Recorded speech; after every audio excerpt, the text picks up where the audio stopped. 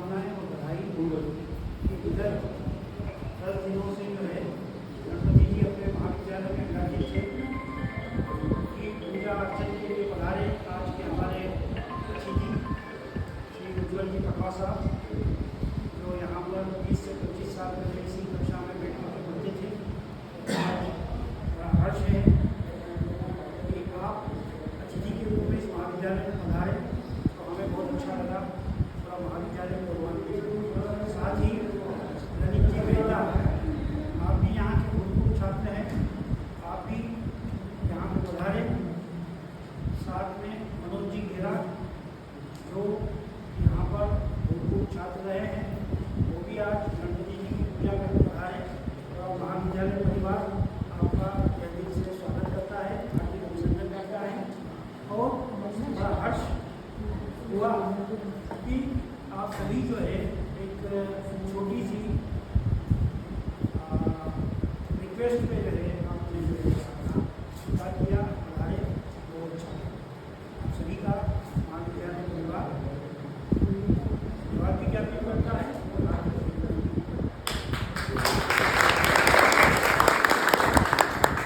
दूसरा, आज आपको सबको विदित है कि हमारे यशस्वी प्रधानमंत्री जी माननीय नरेंद्र मोदी साहब का आज जन्मदिवस है।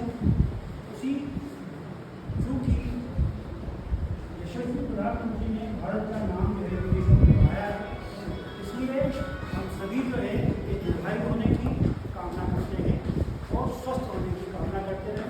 और यही हमारी शुभकामनाएं कि ईश्वर आपको इतनी ताकत दे कि आप जो है इस भारतवर्ष का नाम और आगे बढ़ें। इसी के साथ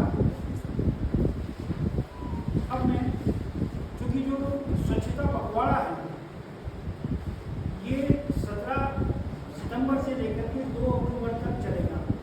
और इस स्वच्छता पखवाड़े में हम लोगों को स्वच्छता पर विशेष ध्यान देना है, चाहे वो अपना गांव हो, चाहे अपना शहर हो, चाहे महाविद्यालय हो, चाहे अपना मोहल्ला हो, सभी ग्रुप जो है अपने को साफ सफाई का विशेष ध्यान रखिए।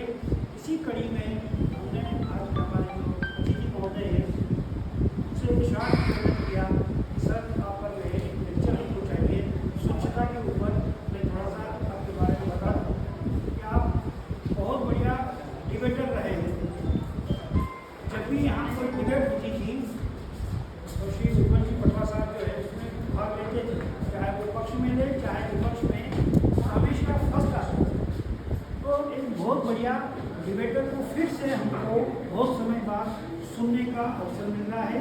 इसलिए मैं आप लोगों के ज़्यादा समय नहीं दूँगा, क्योंकि आज उपस्थिति कम है। मेरे को लग रहा है कि आज अनंत चतुर्दशी की वजह से ग्रुप में रहते बच्चे, तो क्योंकि ग्रामीण परिवेश से बच्चे ज़्यादा आते हैं तो हो सकता है इस वजह से हमारी उपस्थिति आज थोड़ी कम है, लेकिन जितनी भी है वो भरपूर है। मैं हमारे माननीय अतिथि महोदय से निवेदन करूँगा, आदरणीय पटवा साहब से, कि वो स्वच्छता के ऊपर जो है अपने विचार प्रकट करेंगे। उनके उद्बोधन से हमारे विद्यार्थी और महाविद्यालय परिवार लाभान्वित होगा।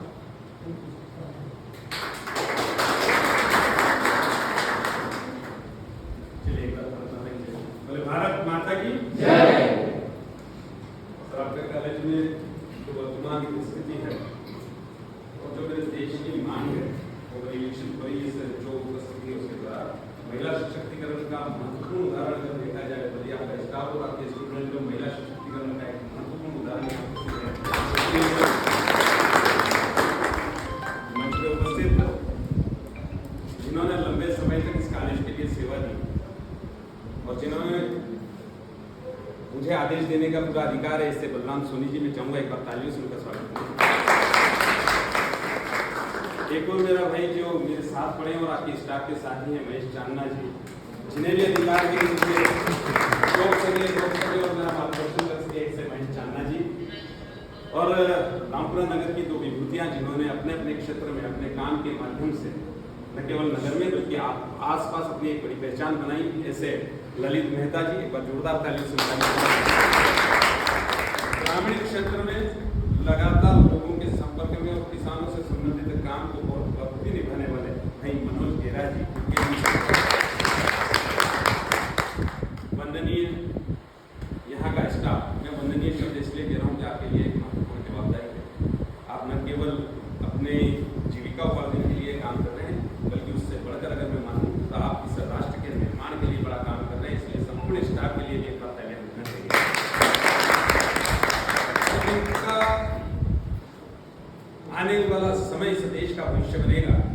जिनके क्रियाकलापों से यह देश आगे बढ़ेगा। ऐसे सारे स्टूडेंट्स जो यहाँ उपस्थित हैं और जिनके माध्यम से मेरी बात पूरे कॉलेज स्टूडेंट तक पहुँचे, उन सभी स्टूडेंटों को भी मैं बहुत बहुत शुभकामनाएं देते हुए अपनी बात को प्रारंभ करूँगा।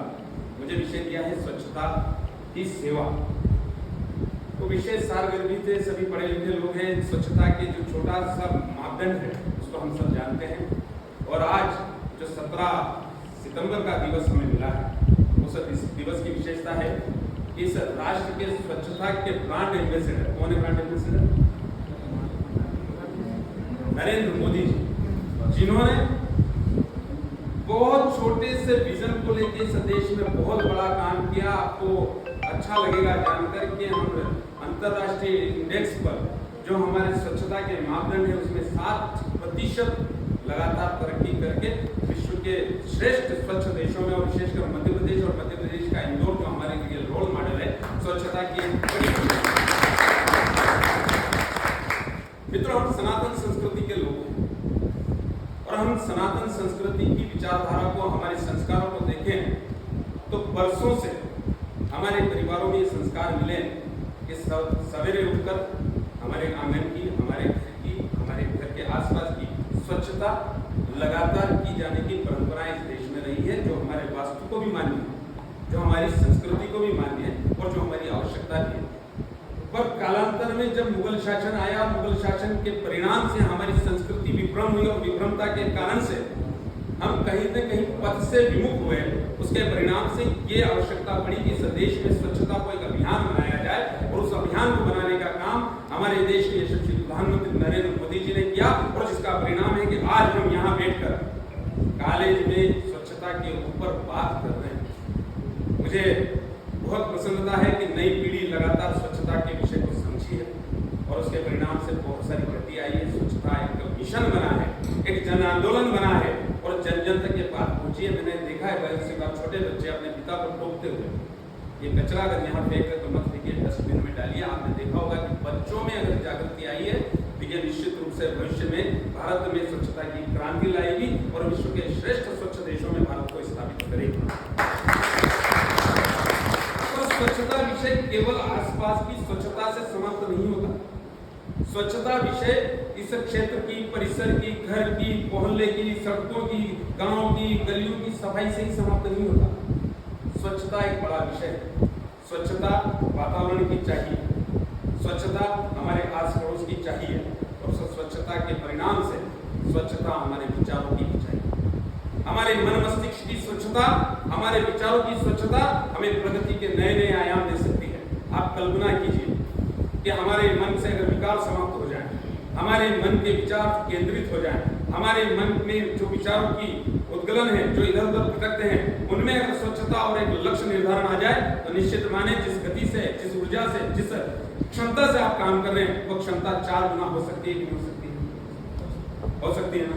तो आज आवश्यकता केवल इस स्वच्छता की नहीं है, स्वच्छता की आवश्यकता हमारे मनों की भी है, हमारे विचारों की भी है, क्योंकि विचार भ्रम के कारण हमारी गीता कहती है कि कभी भी आदमी का जो कर्म होता है वो पहले मंशा मतलब मन में उत्पन्न होता है, विचारों में, फिर आता वाचा मतलब बोलने में आता है, उसकी अभिव्यक्ति वो करता है, और फिर आता है कर्मा मतलब फिर वो कर्म करता है।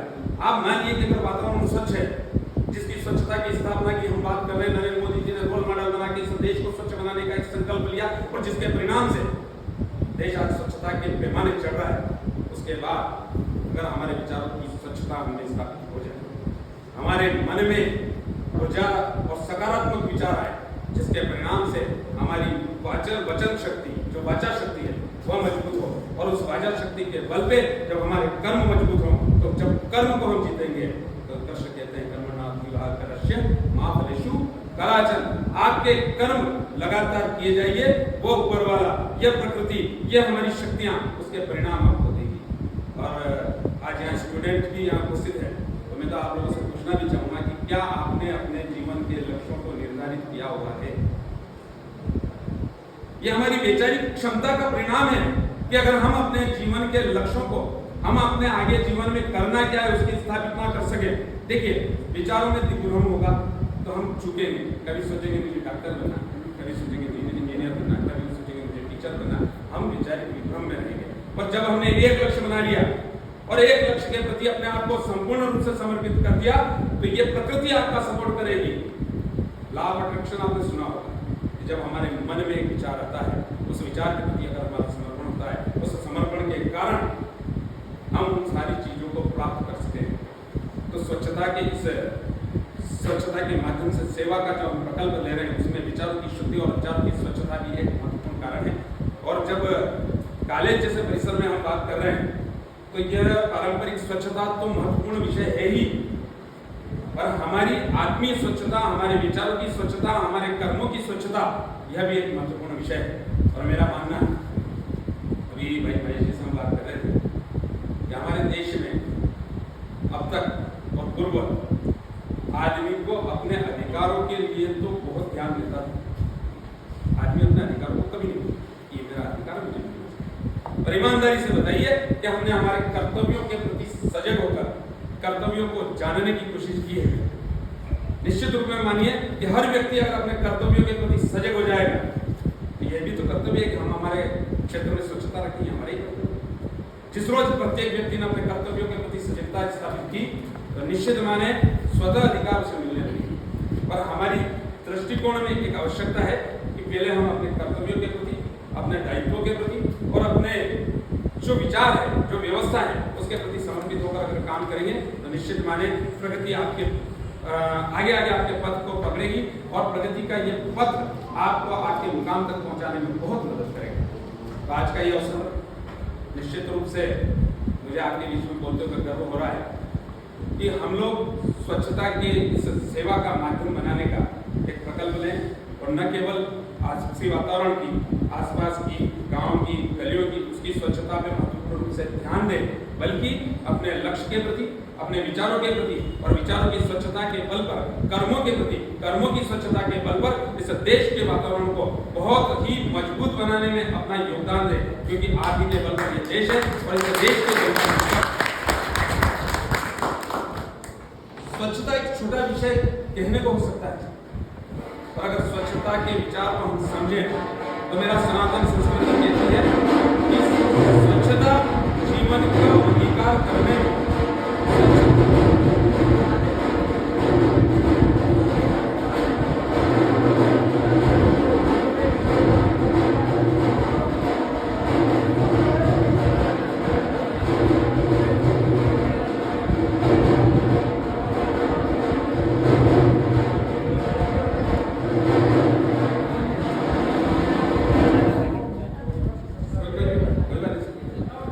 हमारी व्यवस्था का अंग है और इसका भी हमको निर्वाह करना चाहिए। तो मेरा तो मानना है कि अगर हमने अपनी स्वच्छता के विजन को अगर विस्तृत रूप में लिया और इसकी प्रकृति को समझकर अपने जीवन में अंगीकार कर लिया, तो निश्चित माने यह आपके सर्वांगीण विकास में एक महत्वपूर्ण भूमिका होगी।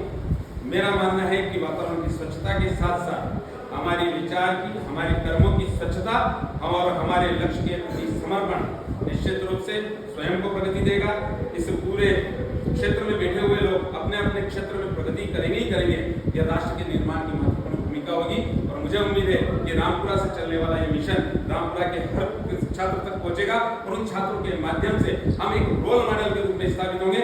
समाज जब आप लोगों को देखेगा, आपकी प्रगति को देखेगा, आपके विचारों को देखेगा, आपके विचारों की शुद्धि को देखेगा, आपके आसपास की स्वच्छता को देखेगा और आपकी स्वच्छता के प्रति समर्पण को देखेगा, तो निश्चित माने समाज भी उससे प्रगतिशील होगा, समाज भी आपसे प्रेरित होगा। और जब समाज प्रेरित हुआ तो क्षेत्र स्वच्छ होगा, क्षेत्र स्वच्छ हुआ तो पूरा वातावरण स्वच्छ होगा। और स्वच्छता के परिणाम से जो अपेक्षित परिणाम नरेंद्र मोदी जी ने हमसे अपेक्षा की है, जो अपेक्षित परिणाम हमारा टीचर हमसे अपेक्षा करता है, जो अपेक्षित परिणाम हमारे माता पिता हमसे अपेक्षित करते हैं, उन सबके प्रति हम समर्पित होकर काम कर पाएंगे। मेरी आप सभी को बहुत बहुत शुभकामनाएं। धन्यवाद। जय हिंद।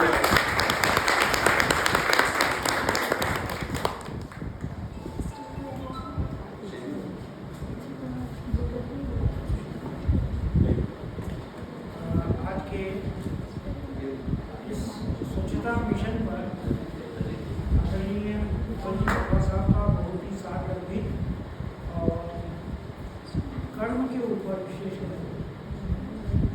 आपका जो उद्बोधन रहा, कर्मण्यवाधिकार रस्ते माँ प्रवेश करना चाहिए, तो गीता में कहा है, हम सब ने याद करके रखा। लेकिन जब हम